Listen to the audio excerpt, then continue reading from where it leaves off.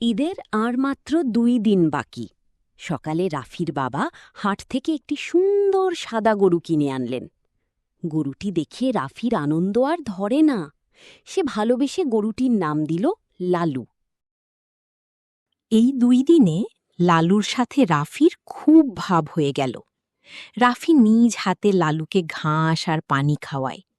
লালুর সাথে সে সারা বিকেল মাঠে খেলা করে। ঈদের দিন সকালে রাফির মন খুব খারাপ, কারণ আজ লালুকে কোরবানি দেওয়া হবে।